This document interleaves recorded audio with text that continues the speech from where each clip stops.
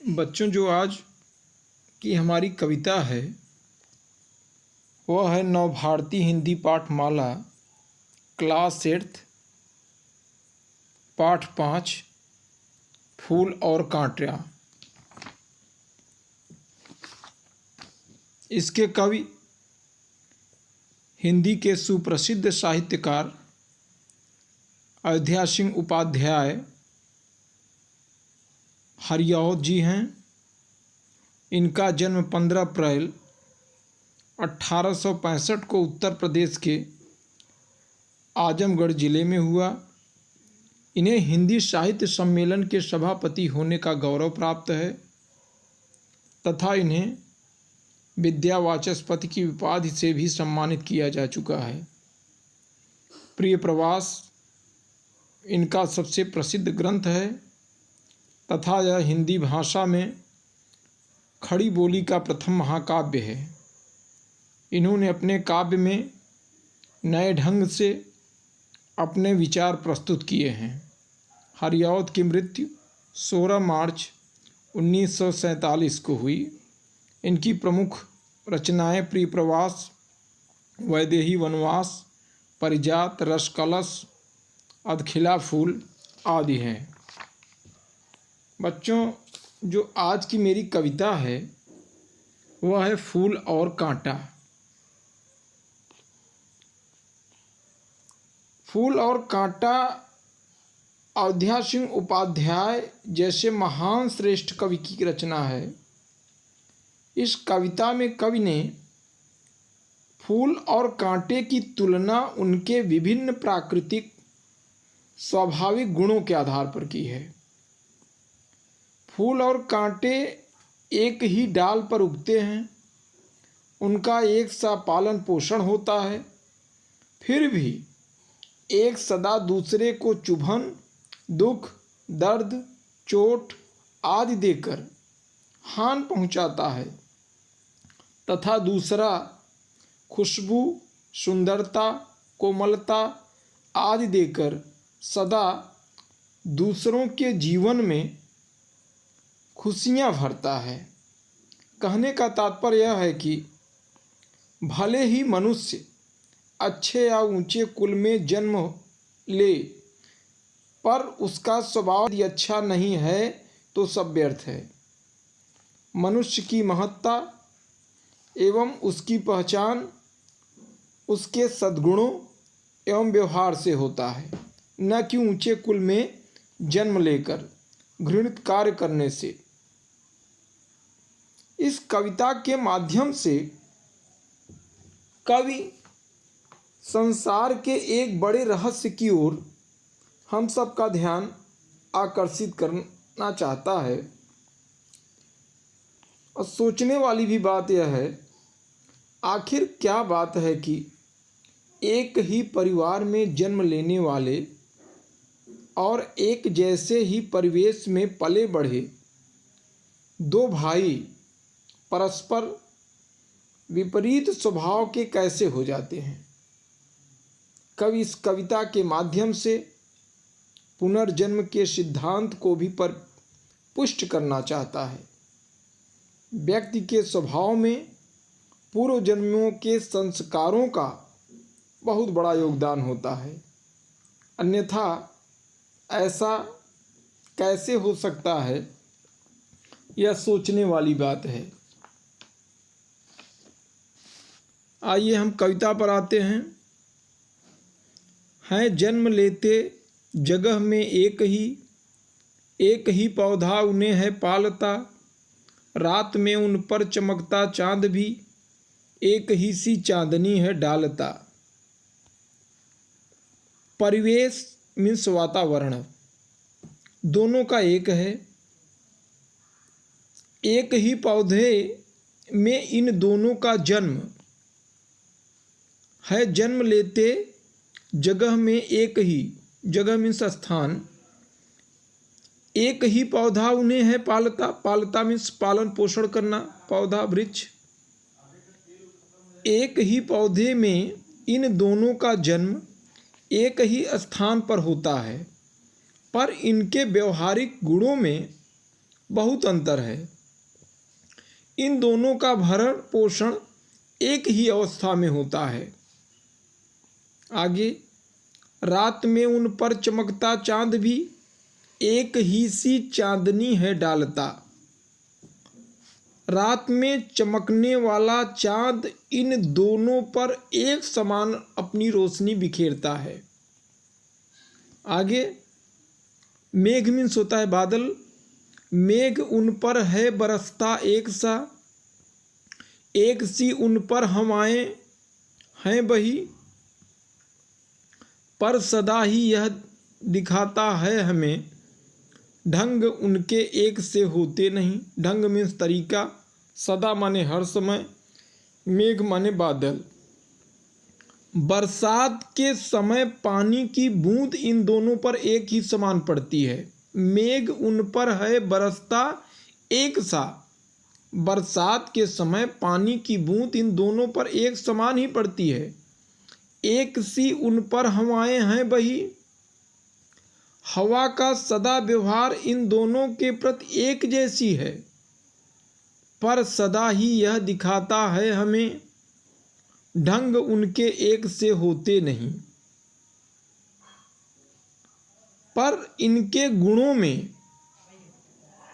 जमीन आसमान का फर्क है। पर सदा ही यह दिखाता है हमें, ढंग माने तरीका, उनके एक से होते नहीं। इन दोनों में जमीन आसमान का अंतर है। अब इन दोनों की विशेषता हम प्रकट करते हैं।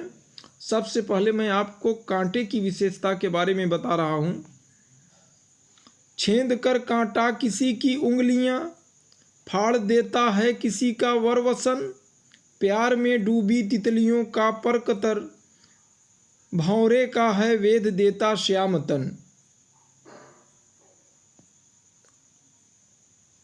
एक, छेद कर कांटा किसी की उंगलियां, कांटे उंगलियों में चुभ जाते हैं। हाँ, छेदना माने प्रवेश करना। कांटे उंगलियों में चुभ जाते हैं। फाड़ देता है किसी का वसन। वसन मीन्स होता है वस्त्र। एक किसी के बहुमूल्य वस्त्र की कीमत की परवाह न करते हुए भी उन्हें फाड़ देते हैं। फाड़ देता है किसी का वसन। प्यार में डूबी तितलियों का पर कतर, पर माने पंख। प्यारे मनोहर तितलियों के पंख को काट देते हैं एवं जीर्ण शीर्ण कर देते हैं। प्यार में डूबी तितलियों का पर कतर, तितलियां इनके प्यार में अपने को ध्यान न देते हुए इन पर अपने को अर्पण कर देती है और मौके का फायदा उठा करके यह उनके पंखों को काट देते हैं। भंवरे का है वेद देता श्याम तन। श्याम मीन्स सांवला। श्याम सांवले भंवरों को भी ये नहीं छोड़ते। जो पराग पाने के लिए, रस का पान करने के उद्देश्य से इन पर मंडराते रहते हैं। कांटे उन्हें भी घायल कर देते हैं। अब दूसरी ओर फूल की विशेषता देखिए। फूल लेकर तितलियों को गोद में, भंवरे को अपना अनूठा रस पिला। निज सुगंधों और निराले ढंग से है सदा देता कली जी की खिला। अब फूल की विशेषता। दूसरी ओर इन सभी अवगुणों के विपरीत अवस्था में मौजूद जो फूल का स्वभाव होता है वह बहुत अच्छा एवं सराहनीय होता है। फूल तितलियों को अपनी गोद में बिठाते हैं। फूल लेकर तितलियों को गोद में, फूल तितलियों को अपने गोद में बिठाते हैं। भंवरों को अपना अनूठा रस पिला। अनूठा मीन्स होता है बच्चों अद्भुत। तथा भंवरों को अपना पराग रस पान कराते हैं। और आगे, निज सुगंधों और निराले ढंग से है सदा देता कली जी की खिला। और अपने आकर्षक रंगों से यह सदैव दूसरों को निज माने अपने सुगंधों, आकर्षक सुगंधों से, निराला माने आकर्षक सुगंधों से सदैव दूसरों को प्रभावित, सदा माने सदैव दूसरे को प्रभावित एवं आकर्षित करते रहते हैं। अब है सदा देता कली जी की खिला, जी मीन्स होता है मन, और अपने सुगंधों, अपनी सुंदरता से लोगों के और आकर्षक ढंग से लोगों के मन को प्रसन्नचित्त कर देते हैं। यह आदर्श एवं सुख प्रदायक के प्रतीक सर्वगुण संपन्न होते हैं। आगे है कटकता एक सबकी आंख में, दूसरा है सोहतासुर शीश पर। अब यहाँ पर एक बात आ गई कि है खटकता एक सबको आंख में, दूसरा है सोहतासुर शीश पर। सोहता में सुंदर लगना, शीश माने सिर। अब परवरिश एक ही पेड़ में इनकी उत्पत्ति हुई, एक साथ पले बढ़े, फिर भी एक व्यक्ति दूसरों के मन में खटकता रहता है। किसी व्यक्ति में गुणवत्ता या बड़प्पन न हो तो उसकी गरिमा या महत्ता कम हो जाती है और वह सबकी नज़रों में, आँखों में वह खटकने लगता है। और दूसरा है सोहता सुरशीश पर, और दूसरा जो है वह भगवान के मस्तक पर सुशोभित होने लगता है। किस तरह कुल की बड़ाई काम दे, कुल माने वंश, जो किसी में हो बड़प्पन की कसर, कसर माने कमी, बड़प्पन माने महानता, जो किसी में हो बड़प्पन की कसर। यदि किसी के अंदर बड़प्पन यदि नहीं है, बड़प्पन होना आवश्यक है, किस तरह कुल की बड़ाई काम दे, तो कुल माने वंश की बड़ाई काम नहीं दे सकता। बड़ा हुआ तो क्या हुआ, जैसे पेड़ खजूर पंथी को छाया नहीं, फल लागे अति दूर। अच्छे खानदान में जन्म लेने से व्यक्ति बड़ा नहीं हो जा सकता। बड़े होने के लिए बड़प्पन का होना निहायत जरूरी है। केवल ऐसा बड़ा होना किस काम का जिसकी छत्र छाया में किसी को आश्रय न मिले। अब इस कविता को पढ़ने से हमें क्या शिक्षा प्राप्त होती है बच्चों? फूल और कांटे शीर्षक कविता से हमें शिक्षा यह मिलती है कि हमें अपनी महत्ता एवं बड़प्पन का सदैव ध्यान रखते हुए कार्य करना चाहिए तथा दूसरों के काम आना चाहिए। हमारे जीवन की बगिया फूल की तरह महक उठे, इस बात का ध्यान रखना चाहिए। हम कांटों या विषम परिस्थिति से दूर रहकर अपने आप को परिस्थिति के अनुकूल हमें बनाना चाहिए। फूल और कांटे प्रतीकार्थ स्पष्ट कीजिए इस कविता का। फूल धार्मिक संस्कार युक्त एवं सुसभ्य व्यक्ति का प्रतीक है, जबकि कांटे अधर्मी, क्रूरता एवं असभ्यता का प्रतीक है। बच्चों, संसार में दो तरह के व्यक्ति होते हैं, एक धार्मिक होते हैं और एक अधर्मी होते हैं।